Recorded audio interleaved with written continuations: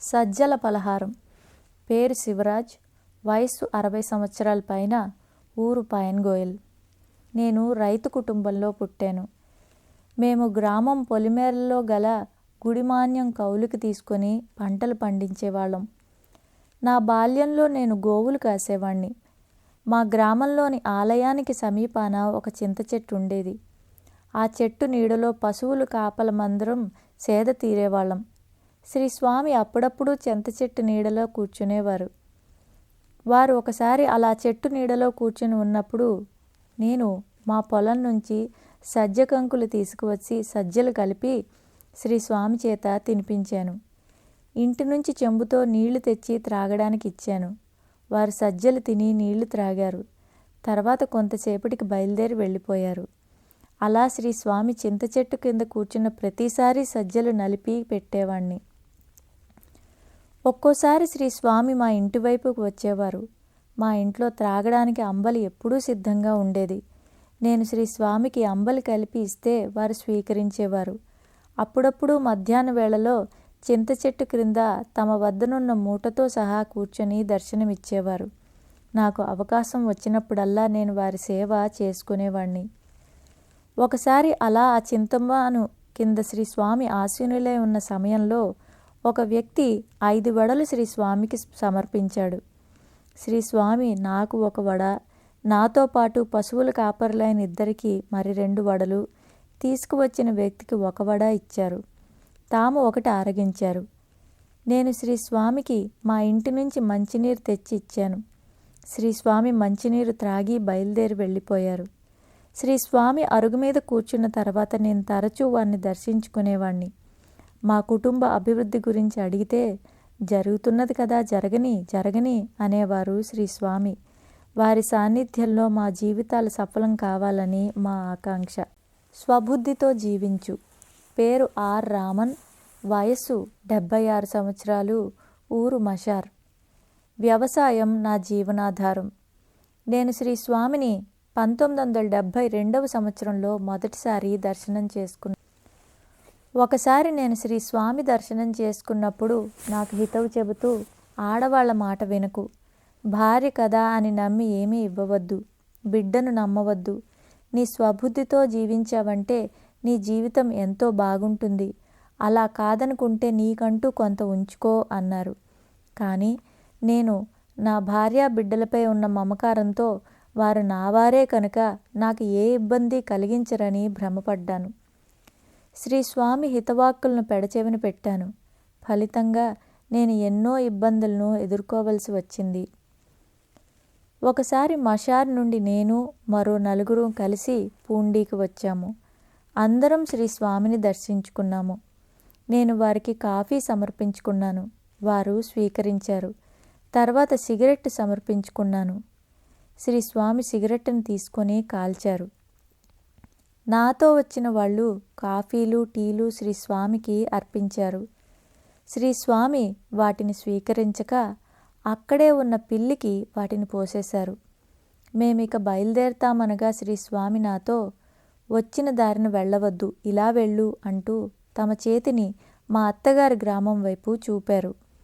నేను శ్రీ స్వామి వద్ద సెలవు తీసుకొని బయలుదేరి పూండి గ్రామం దాటాను. మూత్ర విసర్జనకై రోడ్డు పక్కకు వెళ్ళాను. అక్కడ 10 రూపాయల నోట్లు 16 దొరికాయి. 160 రూపాయలను తీసుకొని తిరిగి శ్రీ స్వామి సన్నిధికి చేరి వాటిని వారికి సమర్పించాను. వారు, నాకెందుకు, అది నీకు కదా దొరికింది, నాకు కాదు కదా, నువ్వు తీసుకొని వెళ్ళు అని వాటిని తాము స్వీకరించక నాకు ఊది ఇచ్చి పంపారు. నేను శ్రీ స్వామి చెప్పినట్లు మా అత్తగారి గ్రామం వైపుగా బయలుదేరాను. దారిలో కలశపాకంలోని ద్రౌపదమ్మ గుడి చేరేసరికి అక్కడ ఏరుకు వరద వచ్చింది. ఆ వరదలో చెట్లు కొమ్మలు అన్నీ కొట్టుకొని వస్తూ కనిపించాయి. నేను మా గ్రామం నుండి బయలుదేరినప్పుడు ఏటిలోని నీరు మోకాళ్ళ లోతున మాత్రమే ఉన్నాయి.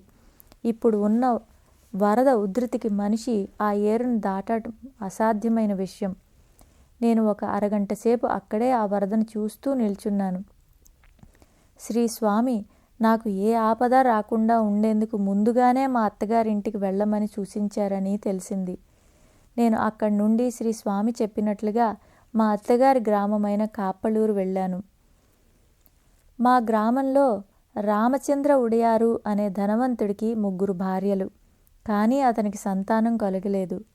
ఒకరోజు రామచంద్ర ఉడియారు శ్రీ స్వామి సన్నిధికి వచ్చి తనకు సంతానం ప్రసాదించమని ఎంతో ఆర్తిగా వారిని వేడుకున్నాడు. శ్రీ స్వామి ఒక మగబిడ్డ జన్మిస్తాడు. అయితే పూరిగుడిసెలోనే ఉండాలి, మేడలో కాపురం ఉండకూడదు అని చెప్పారు. రామచంద్ర ఉడియార్ తనకు సంతానం కలిగితే ఒక ఇత్తడి అండా శ్రీ స్వామికి సమర్పించుకుంటానని మొక్కుకున్నాడు. శ్రీ స్వామి కృప వలన రామచంద్ర ఉడియారుకు ఒక మగ శిశువు జన్మించాడు. కానీ శ్రీ స్వామి చెప్పినట్లు వారు పూరిగుడిసెలో ఉండక పక్కనే గల మేడలో నివసించేవారు. ఒకరోజు ఆ బిడ్డ నడుచుకుంటూ వెళ్ళి పశువులు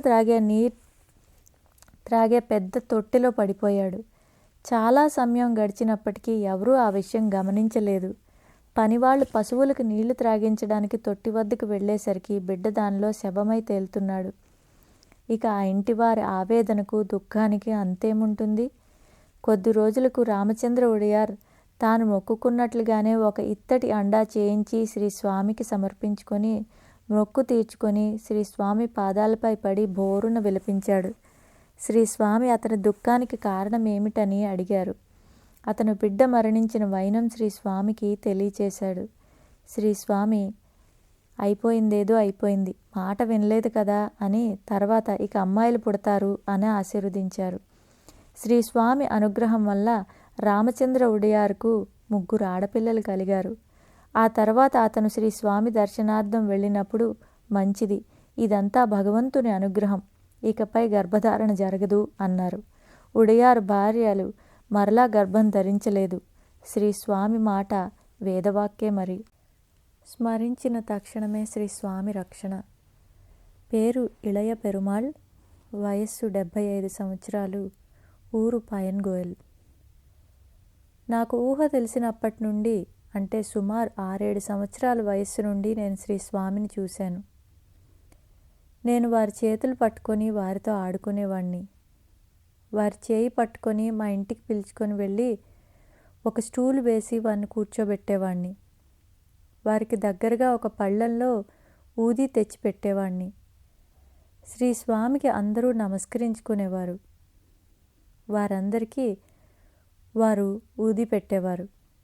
ఈ కార్యక్రమం అంతా పూర్తి కాగానే నేను అంబలి కలిపి తీసుకొని వచ్చి వారి చేత త్రాగించి ముఖం తుడిచి శుభ్రం చేసేవాణ్ణి. వారు అంబలి తాగిన తర్వాత బయలుదేరి ఏటువైపుకి వెళ్ళిపోయేవారు. శ్రీ స్వామికి మొట్టమొదటిసారి పయన్గోయల్లోని ఈశ్వరాలయంలో ఒక ఫోటో తీయించాము. ఆ సమయంలో అక్కడ నేను ఉన్నాను. మా గ్రామంలో చేనేత కార్మికులు ఉండేవారు. నేను మద్రాసుకు వెళ్ళి నూలు కొని తెచ్చి మా ఊర్లో అమ్మేవాడిని. చేనేత కార్మికులందరూ ప్రతిరోజు శ్రీ స్వామిని దర్శించుకునేవారు. నేను మద్రాసుకు వెళ్ళిన సమయంలో శ్రీ స్వామిని దర్శించుకుంటున్న చేనేత కార్మికులతో ఇళయ పెరుమాళ్ళు మద్రాసు వెళ్ళారు, వచ్చేస్తారులే అని చెప్పేవారట. శ్రీ స్వామి అరుగు మీద కూర్చొని ఉన్న సమయంలో వారి ప్రక్కన ఒక ముత్యాల దండ ఉండేది. నేను వారిని దర్శించిన ప్రతిసారి ఆ దండ నాకు కావాలని శ్రీ స్వామిని అడిగేవాణ్ణి. అలా సుమారు 4 రోజులకు పైగా రోజూ వారిని ఆ దండ కావాలని అడిగిన తర్వాత వారు దాన్ని నాకు ప్రసాదించారు. ఆ దండ ఈనాటికి నా పూజా మందిరంలో భద్రంగా ఉన్నది. ఒకసారి ఉళందూరుపేటలోని రీహాబిలిటేషన్ హోంలోకి మగ్గాలు సరఫరా చేయవలసిన పని వచ్చింది. నేను మగ్గాలను పార్సిల్ చేసి బస్ స్టాప్ మీద వాటిని వేసి నేను ఆ బస్సులోనే వెళుతున్నాను. దారిలో బస్సు టాప్ మీద ఉన్న పార్సిల్ కింద పడిపోయింది. దానిని ఎవరూ గుర్తించలేదు. సుమారు 2 కిలోమీటర్ల దూరం బస్సు వెళ్ళిపోయింది. బస్సులో కూర్చున్న నాకు హఠాత్తుగా వెళ్ళు వెళ్ళు అని ఒక కంఠం వినిపించింది. నేను వెంటనే బస్సును ఆపించి నా పార్సిల్ కోసం చూశాను. బస్సు మీద పార్సిల్ లేదు. నేను వెనక్కు నడుచుకుంటూ వెళ్ళడం మొదలుపెట్టాను. కొంత దూరం వెళ్ళేసరికి ఒక వ్యక్తి చేతిలో నా పార్సిల్ పట్టుకొని ఉన్నాడు. ఆ పార్సిల్ నాదని అతనితో చెప్పాను. ఆ వ్యక్తి ఆ పార్సిల్ విలువ అడిగాడు. నేను ఎంతో విలువైన ఆ పార్సెల్ అసలు విలువ చెప్పకుండా 100 రూపాయలని చెప్పాను. కారణం, అసలు విలువ చెబితే అతను ఎక్కువ డబ్బు ఇస్తే కానీ పార్సెల్ నాకు ఇవ్వనంటాడని భయం. ఆ వ్యక్తి నా పార్సెల్ నాకు తిరిగి ఇచ్చివేశాడు. నేను అతనికి 10 రూపాయలు ఇచ్చి మరో బస్సులో బయలుదేరి వెళ్ళాను. శ్రీ స్వామియే అలా నన్ను వెళ్ళమని చెప్పి నేను నష్టపోకుండా నన్ను అనుగ్రహించారు. ఎంత దయామయులు శ్రీ స్వామి! నేనే పని చేయదలుచుకున్నా శ్రీ స్వామికి చెప్పి చేసేవాణ్ణి. వారు నా ప్రతి చిన్న కోరిక నెరవేర్చేవారు. బస్సులో ఖాళీ లేకపోతే శ్రీ స్వామిని స్మరిస్తే ఎవరో ఒకరు లేచి నాకు సీటునిచ్చేవారు. నేను ఎక్కవలసిన బస్సు రద్దీగా ఉంటే ఆ బస్సు ఎక్కకుండా శ్రీ స్వామిని స్మరిస్తూ ఉండేవాణ్ణి. కొద్దిసేపట్లోనే ఖాళీగా మరో బస్సు వచ్చేది. దానిలో సుఖంగా ప్రయాణించేవాడిని. ఆయన్ని మనసారా స్మరిస్తే చాలు, నేనున్నానంటూ తక్షణమే తమ రక్షణ కలుగజేసేవారు శ్రీ స్వామి. శ్రీ స్వామి సంచారం చేస్తున్న రోజుల్లో నేను వారితో ఎంతో చనువుగా ఉండేవాణ్ణి. ఒకసారి వారిని నాకొక సిగరెట్ ఇవ్వమని అడిగాను. వారు సిగరెట్టు అన్నారు కానీ సిగరెట్ ఇవ్వలేదు. నేనే వారి మూటలో నుంచి ఒక సిగరెట్ తీసుకున్నాను. శ్రీ స్వామి అరుగు మీద ఆసీనులైన తర్వాత వారి మహిమ, గొప్పతనం తెలిసి వచ్చాయి. అప్పుడు నాకు ఇంతటి మహాత్ముడి వద్ద సిగరెట్ అడిగి తీసుకున్నానన్న బాధ, భయము కలిగాయి. ఒకరోజు శ్రీ స్వామి నాతో, ఇళయ పెరుమాళు, ఒక సిగరెట్ కొనిపెట్టు అన్నారు. నేను వెంటనే కొట్టుకు వెళ్ళి సిగరెట్ తీసుకువచ్చి వారికి సమర్పించుకున్నాను. అప్పటి నుండి నేను అప్పుడప్పుడు సిగరెట్ తీసుకొని వెళ్ళి శ్రీ స్వామి చేతిలో ఉంచి వెలిగించేవాణ్ణి. అయినా శ్రీ స్వామి తమ నోరారా నన్ను పేరు పెట్టి పిలిచి అడిగి సిగరెట్ తీసుకున్న ఆ ఆనందకరమైన సంఘటన నా జీవితాంతం మరువలేనిది. నాకేది కావాలన్నా శ్రీ స్వామికి చెప్పుకునేవాణ్ణి. వెంటనే నా కోరిక నెరవేరేది. అది వ్యాపార సంబంధమైనది కానీ, కుటుంబ సంబంధమైనది కానీ, మరేదైనా కానీ అడగకముందే నా కోరిక తీరిపోయేది. శ్రీ స్వామి అనుగ్రహం నాపై పరిపూర్ణంగా ఉన్నదని నేనెప్పుడూ అనుకునేవాణ్ణి. నాకు మంచి ఇల్లాలు రావాలని కోరుకున్నాను. నాకు తగిన భార్యను శ్రీ స్వామి ప్రసాదించారు. మా పెద్ద పాపకు ఒక పెండ్లి సంబంధం వచ్చింది. శ్రీ స్వామికి ఆ విషయం విన్నవించుకుంటే చూద్దాంలే అన్నారు. ఇక నేను ఆ సంబంధాన్ని వదిలివేశాను. తర్వాత నెల రోజులకు మరో సంబంధం వచ్చింది. శ్రీ స్వామికి ఆ సంబంధం గురించి వివరించగానే మంచిదని ఆశీర్వదించారు. వారు చెప్పినట్లుగా మా పెద్దమ్మాయికి ఆ సంబంధాన్ని నిశ్చయించి వివాహం జరిపించాము. వాళ్ళ కుటుంబం చాలా సంతోషంగా ఉన్నది. నేను వ్యాపార రీత్యా టెండర్ వేసే సమయంలో శ్రీ స్వామికి ఆ టెండర్ విషయమై చెప్పుకొని వేసేవాణ్ణి. ఆ టెండర్ నాకే వచ్చేది. మా పిల్లలు పట్టుచీరలు నేసేవారు. నేసే సమయంలో తప్పులు జరగడం సర్వసాధారణం. నేసిన చీరలను తీసుకువెళ్ళి వాటి యజమానులకు అప్పగించేటప్పుడు ఆ చీరల తనిఖీ జరిగేది. జరిగిన పొరపాటుకు అపరాధ రుసుం 100-200 వసూలు చేసేవారు. మా పిల్లలు నేసే చీరల్లో తప్పులు జరిగినా శ్రీ స్వామిని స్మరిస్తే తనిఖీకి ఇస్తే ఆ పొరపాట్లు తనిఖీ చేసేవారు కంటపడేవి కావు. ఫలితంగా నాకు అపరాధ రుసుం తీసుకోకుండా మొత్తం పైకం అందజేసేవారు. శ్రీ స్వామి ఆశీస్సులు నాపై సదా ఉండేవి. నేను ఇప్పుడు ఉంటున్న ఇల్లు శ్రీ స్వామి తమ పవిత్రమైన పాదాలు మోపిన అపురూపమైన ఇల్లు. ఆ ఇల్లు పాతపడిపోయింది. శ్రీ స్వామి పాదముద్రలు గల ఆ ఇంటిని పడగొట్టి తిరిగి నిర్మించాలంటే నాకు మనస్కరించటం లేదు. శ్రీ స్వామివారే ఈ సమస్యకు పరిష్కారం చూపగలరని నాకు దృఢమైన నమ్మకం ఉంది.